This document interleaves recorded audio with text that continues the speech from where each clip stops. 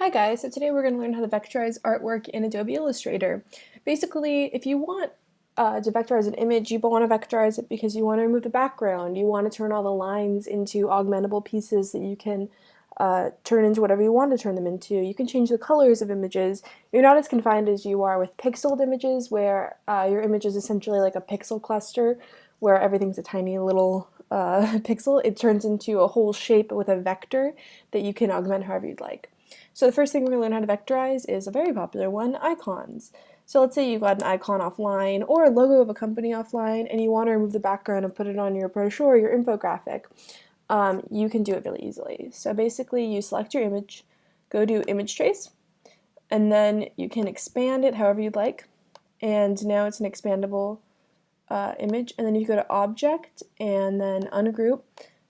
Now all of these vectors are their own little icons that you can take out and resize however you'd like, and you can pretty much do whatever you would want with it. So let's say I want to turn it pink. Well, I'm going to turn off my grayscale because that's how it imported since it was a black and white image. So I'm going to turn it to CMYK, and now I'm going to turn my whole icon pink. I can turn each of these pieces different colors of pink. I can do whatever I like. So we're going to do a shades of pink Wi-Fi symbol. There we go. And we can also go in and take, do whatever we want to each of these lines. So, you know, I could make my last one a lot bigger than the rest, or I could go through and completely change the shape altogether. So yeah, the icons are now removed from their background and you can turn them into whatever you want to. One issue that might come up with vectorizing icons is that they lose a little bit of their smoothness and their shape because it gets a lot more rigid. So if we take the moon, for example, we can go through with our smooth tool, and if you just draw a rough line of what you actually want over the image while selecting it, you can get a lot closer to what you want. The smooth tool just basically makes your shape simpler. So great, moving on. A next very common use for vectorizing artwork is if you're in logo development or sketching icons that you would like to use. So here's a small, pretty low quality really sketch of a fox. So if you want to turn this into a logo or an icon for a project, it's obviously not going to work because it has a background and it's very low fidelity. So we can go in with our image trace and select black and white logo. And now suddenly we have a very simplified, nice version of our fox. So we can expand it as well, and once again go to Object, Ungroup, and remove its background, and now we have a fox on its own. This is definitely one I would use the smooth tool for, especially if you're looking to make like a logo that's a little more like iconic and simple.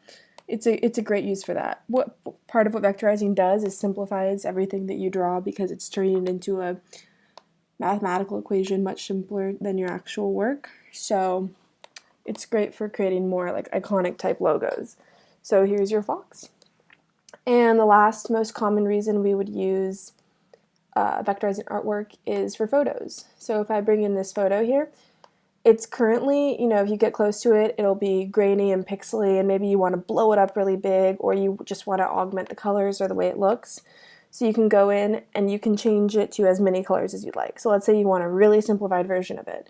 You can go in and turn it to 3 colors. Obviously this isn't exactly what you want, but maybe it is. Maybe you want to like turn it into a really simple version of the daisy, and you can change all those colors with the same expand ungroup way we've been doing.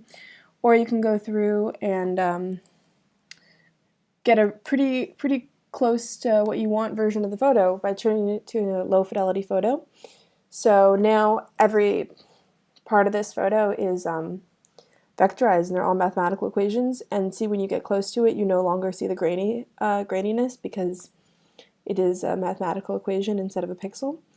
So we can do the same thing where we expand it, and then Object, Ungroup, and now I can do whatever I like. I can turn my flower blue and just go through and change all the colors to anything I'd like.